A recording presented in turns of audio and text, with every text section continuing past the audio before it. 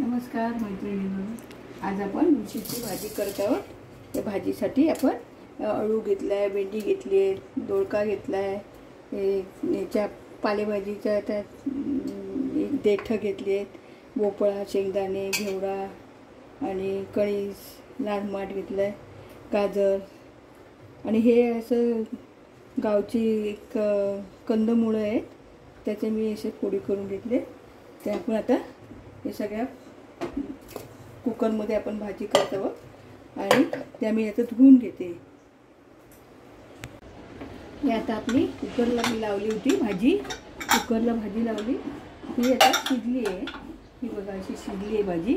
आता याच्यामध्ये मी ओलं खोबरं टाकते आणि थोडं शिजवून घेऊया। ओलं खोबरं टाकून मी चिंच पण टाकली होती त्याच्यामध्ये। आणि ही भाजी आपण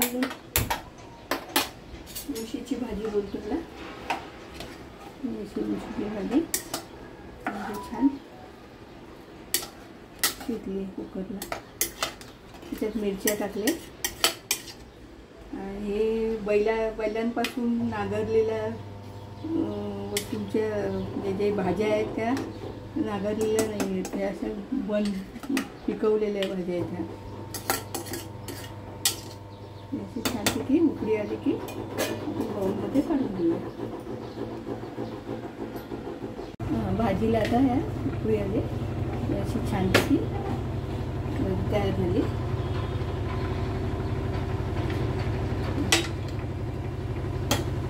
या भाजीमध्ये तिखट मिरची पावडर टाकायची नाही, हळद टाकायची नाही, खाली फक्त सगळ्या भाज्या मिक्स करून शिजवून घ्यायची। गॅस बंद करते।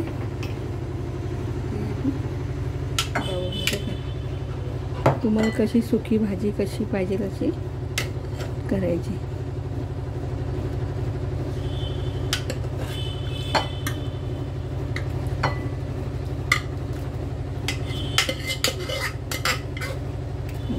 छान भाजी